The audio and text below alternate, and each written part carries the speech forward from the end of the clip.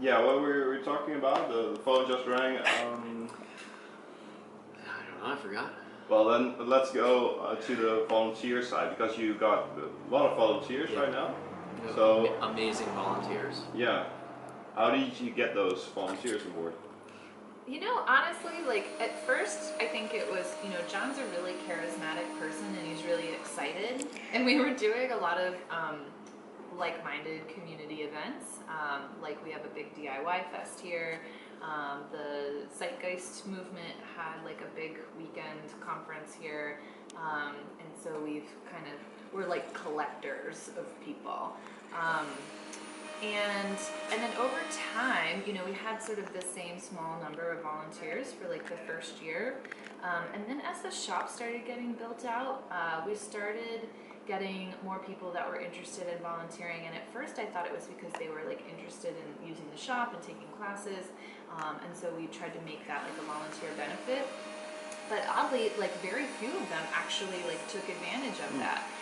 And we started to kind of realize that like as like the vibrancy of the library grew, like as we got more members and it just became like this lively space to be, and that like we're kind of fun to hang out with on the weekends when the library's open, that like people that are new to Baltimore would gravitate here, you know. And it makes sense. It's like you're new to a city, you're like looking for community, you're looking for your people. And we even had like one of our co-workers now, he runs our job training program. I remember the first day that he came in here. It was a Sunday and I was working the library by myself, and he walked in, and you know, it's funny because men walk in here like this and women walk in here with like their list and they just like go to it. So he walked in here like this and he's like, my friends told me to come to the library. I'm new to Baltimore and I've been looking for my people. I was like, oh my gosh, you're amazing. And he came in like every single day volunteering to help us build out the shop. And eventually we're like, we have to find a job for you. Like we have to keep you. And I don't know, I think people are just like really drawn to this place as a, you know, a sense of belonging, a sense of, I mean, we try to have fun here.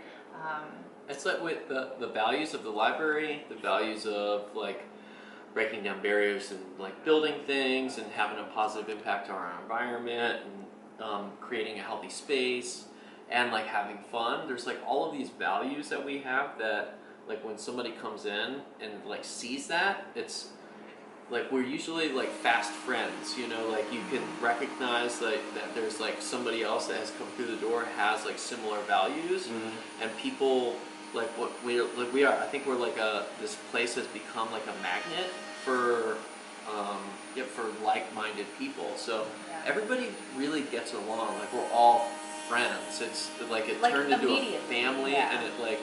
And it's so odd, but it like grows. And with the International Library Symposium, I was like people from all over the world that were like-minded people. So it's always the same thing. Like everybody is, you know, like gets along really well. Yeah. But we also one interesting thing that we discovered was that. For a while, we were getting a lot of requests to volunteer, and of course, like, you know, you always need volunteers, but we had a lot, and we had a lot of like weekly people, and I mean, there wasn't like a whole lot of room in the schedule to like add more. So we started thinking, well, you know, now it's kind of the thing of supply and demand, for lack of a better description. Like maybe we can be a little selective about who our volunteers are, not from like an elitist perspective, but like who is going to stick around, you know, because you spend a lot of time and energy training. Yeah, come on. Hey, how's it going? Hey, man. Are you Armand? Armand's in the back. He's in the back? Oh, cool. Yeah. Kind of back there, is that right? Yeah, go on back. I'll find it. So like you spend a lot of time and energy training new volunteers and getting them comfortable with the system and how things work in here, and comfortable talking to members about, you know, signing new members up, or how to figure out how to use a tool that maybe they're not familiar with. That takes a little practice, and you know, if they only come in like a couple times and then they never show up again, like that's a lot of time that, you know, you wasted. So we were trying to figure out like ways to maybe ensure that that wouldn't happen. So we started doing like group new volunteer orientation sessions like once a month. And so if you wanted to be a volunteer, you come in for the orientation. We give you the whole lay of the land. And it is a lot of responsibility, but we like really underscore that, and that like immediately would weed people out. And those that were like, nope, I'm still in it, this is totally worth it, we're like, okay, like you're the right fit here. And those people would just continue with the training, and they never leave. A handful of our volunteers though, they moved to the city, and like when they got here, they're looking for things to do, or they're renovating spaces or things like that, and they came here first, you know, and so it became like a place to volunteer, but also like a social circle in a new city. Yeah, we became like a place to check in, like when people moved to the city. Like tons of people would like come in there like, oh, I moved here, so I looked online and I needed to come to the tool library. And we're like, welcome to Baltimore. Yeah, it's like when you move to a new city, you're like, okay, I gotta find out like where my grocery store is, and like where my whatever is, and where my tool library is, you know, and that happens a lot. Like a lot of our members have lived in other cities where there's tool libraries, and we were like the first stop on their checklist of orienting themselves in their new city. And we do have a handful of people that were like, oh, I was looking for a new place to move. I was thinking DC, Philly, or Baltimore, you know, or not even Philly has a tool library, but they would say like, oh, but I came to Baltimore because there was a tool library, because you guys were here. And so I think that like this is the third year in a row that Baltimore has shown a growth in population. There's like 160,000 vacant houses in Baltimore City. So like our service, the thing that we provide, like everybody coming to the city, it's like a healthy place to buy a home. It's a healthy place to renovate a home, and we have tons of people that come through the door that are like doing those projects or building houses, repairing houses. We basically, everybody in Baltimore has the same house too. It's like the same like 100-year-old house with the same walls, same floors, same old electrical, like all the same problems. So this is like a, you know, like people come in and we're like a social, what is that, like a help group for people. They're like, these walls, and all of us can like be like, oh, those walls. Can relate, yeah. Cool, that's really nice. So, well, the volunteers help you with doing all the chores, so there needs a lot to be done, and that costs money. So how are you trying to make because we hear from my turn and all the other tool libraries that making it financially sustainable is a tough cookie. So how are you trying to achieve that? I think getting it started is really hard, and we were just really lucky. We had some seed funding to get started from a local foundation that was really generous with us, and they were trying to like mentor us in a lot of ways, because like we'd never run a nonprofit before. I have like business experience, but you know, so they were really helpful with that as, you know, capital startup funding. But their whole focus with us was like trying to push us to think about and like push the envelope for nonprofit structure. What could our earned revenue streams be? And we weren't sure like how much money we could anticipate making on membership or late fees. It's like a guess. Would that be like guess. self-sustaining just for this space? So we it all happened really organically. Like there was a couple of guys that would come in here every single weekend, and they'd check out like 7 extension cords, and we had like a rolling contractor grade table saw, and they'd run the extension cords out the window and the table saw into the alley, and they made the alley their workshop. So we were like, okay, like we need a workshop, and we just happened to have this space behind us that was one of the building owners' cabinet making workshop that he had like long since retired. So we started thinking, okay, how much would it take to turn that into like a public workshop? You know, could we make money, you know, selling like good entry-level classes at affordable prices? You know, what does that look like? So we just invested in that idea, again, with more startup capital in the form of grant money that we didn't have to pay back. And that classes in the public workshop probably account for like almost half of our overall operating budget. Surprisingly, like membership in the library has like far surpassed what I guessed it would be last year for the entire year, and we're only in September. Wow. And I think a lot of it has to do with, yeah, the types of classes that we offer, the types of like monthly events that we do to get people excited about the library, the kind of press coverage that we've had. Like people are starting to see this as just like a really fun and easy space to start to work with their hands, and we really like underscore that. So but we like celebrate everything. We celebrate like how much fun it is to like learn how to do things, or to like we celebrate people finishing projects, and because all of it is like a really rewarding thing, especially when you see somebody that comes through the door that has no experience at all and they learn something new. I think that like vibe and everything that we put out, like that we do like celebrate everything, and even our smallest classes are like, we know that it's like the entry level like thing for a lot of people. They have no experience with it. I think because we like treat all classes, all things like that in that manner, that like that helps bring more people on. So like because we don't really have like a marketing budget. Like we have like a social media person. She's a volunteer. She's amazing. She has like our membership has and like class attendance has. That's how we met you guys too. Doubled since she started. Double, really? Double. Wow. So I think between public workshop sales, now we have a job training program, and they're only about a year and a half in, and we always kind of project like it takes about 2 years to see if something's really going to sustain itself, or if you need to like recalibrate. And so they're kind of at like a crossroads right now where it could go one of two directions. So we're trying to make some strategic moves and apply for some grant funding to see like how we can get them like up and over this growth hump. And always just thinking about ways that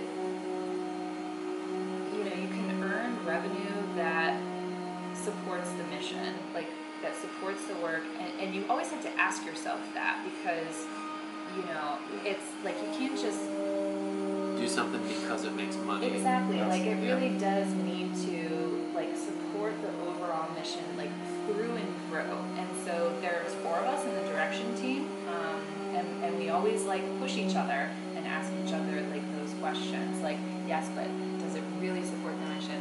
So I think we've just gotten lucky. Like we're only, it's a lot of hard work, but we're about like 75% self-funded through our earned revenue, and still reliant about 25% on grants. More now because we have this new job training program. If we didn't have that program, we would be 100%. Oh, really? Yeah. So how many members do you have now? Not many, actually. So we have about 3,000 people in our system, but people leave or students graduate. So right now we have about a little over 1,000 active members. So their memberships are like current and up to date. And we get tons of people in here too that they have a big house project, they complete the house project, their membership lapses, and then in a couple of years they come back and they're like, I got a new house project, and they renew their membership. So, That's very nice. And so you exist now since 2012. Mm-hmm. What is the most important thing you learned since then? Can you name a thing? Don't take it too seriously. Explain. I think it's really, there's a lot of highs and lows in this type of work, because you're just giving so much of yourself as a founder or co-founder or volunteer to like make something that you believe in work, because you see how it positively affects people's lives, and you want to share that like with everybody. Like everyone should be a tool library member. You will get something out of it. And that, that's a lot going out. And so when you need to like create the time to make sure that you're getting fed, like, that you're refilling the well, whether your interest in starting the library was because you like to make things, or because you had a house that you were working on, or because you wanted to outdoors and camping and you wanted to share your gear, like whatever it is that got you started with it, you want to make sure that you're still doing those things, so that you can like still be inspired by like what's happening around you, and that's going to keep you clear enough to always be willing to, you know, expand and be nimble, not necessarily expand, but adapt to how the world is evolving around you now that a tool library exists. Yeah. I think for us, or for me, and like some of the like the workshop stuff, losing an ego, and not, you know, and letting like celebrating everybody else's accomplishments. And like for us, you know, people always come in and they're like, because I started off as the face of the tool library, and like people are always like, oh, this is like such a like cool thing that you built. I think always recognizing everybody who has like made a contribution to build the project is like one of the most important things that I have learned. You know, like this started off with like me sitting at a computer, and then quickly became, you know, 30 to 40 people that have all like plugged in to build like this massive project. And I think like always remembering to recognize that this thing is not like a singular person's project. This thing is like the voice of an entire community, is like, I think is like the most important thing. And always like figuring out different ways to support that voice is like, I think that is incredible. Really building a community and Yeah. appreciating them. Yeah, and if you build a community from the inside out, I think that for us that was a goal of the library.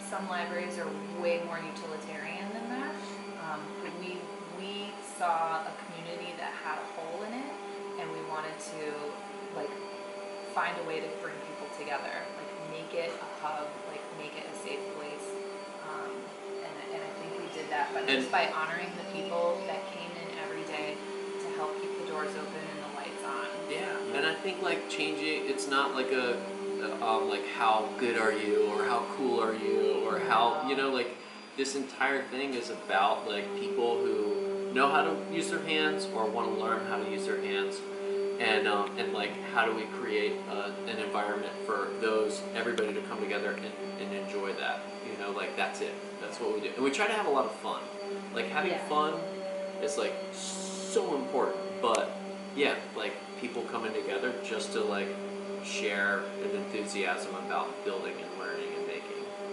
So would that be like a tip for other people that are starting a tool library, that want to start a tool library or a library of things? Be cool. Just be cool. And you know, like that's our like ethos. You know, it's like just be cool. The volunteers are key. Those are the people that you have to like treat the best, you know. And if you are in a position where, you know, you don't like managing people, like you're probably not the best like volunteer manager, you know. Maybe that role goes to somebody else, and just like recognizing that and like really celebrating like everybody's strengths and like creating opportunities for them to know you and them to know each other, I think is really important. Really, really important. Cool. Last question.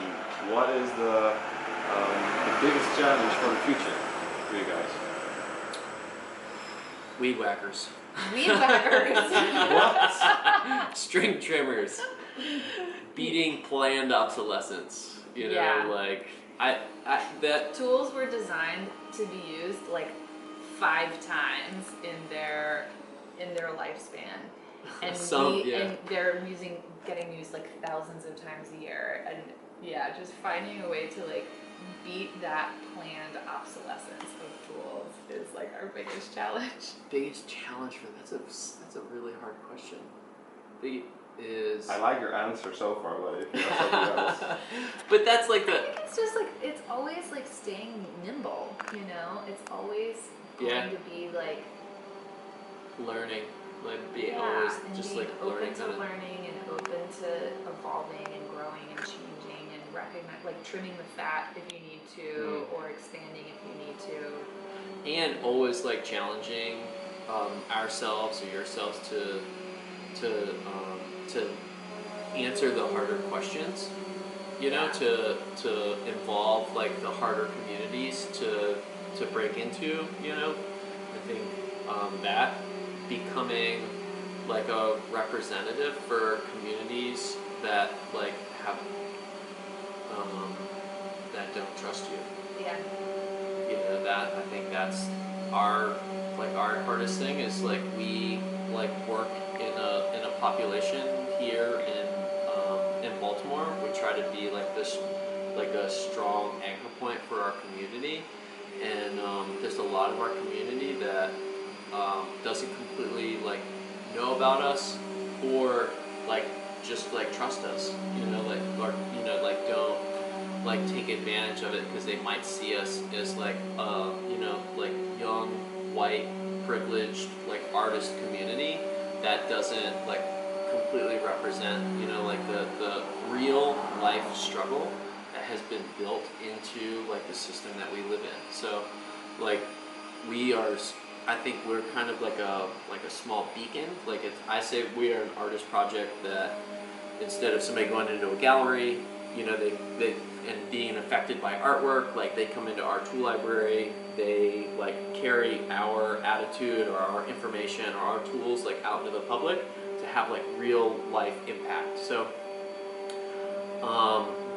that impact like becoming more apparent in like very, very impoverished areas around us. It's like a slow thing, you know. Like, so that would be that's a big challenge, the social challenge. Is to continue, yes, to continue to like learn how to, you know, not just be like there for Hannah, like talking so much, but it's you know what I'm trying to say. Yes, we do. Say it Yeah. smarter. Than, you know, like You said it's it. like- You said it already. You said it like 4 times. But I always like want to You've illustrated it very sincere. There's like a sincerity and like a humble like thing there that. well. To build authentic relationships with the hard communities around us. Boom. Damn. Why didn't you just say that? Well, thanks guys. It's very inspiring place to see here. Also, it's a complete different area that we're in right now than the other tool libraries. So it's very interesting to see and keep us posted on how you achieve and are moving forward with those challenges. So Same. Yeah. thanks very much for your time. Thank you. Solidarity. Cool.